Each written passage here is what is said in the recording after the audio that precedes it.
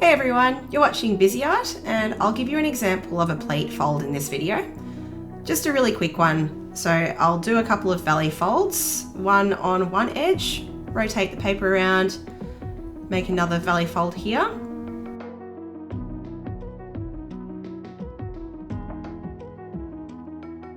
Flip your paper over, use that bottom crease, hold it gently between your fingers and drag it up to the upper crease to make your pleat fold.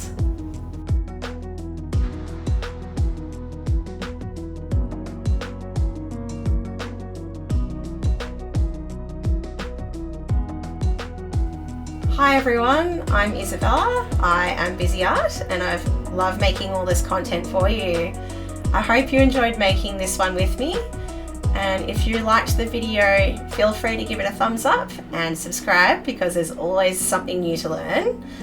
And don't forget, I've got my website in the link down below, so you can always check that out if you're looking for some origami paper.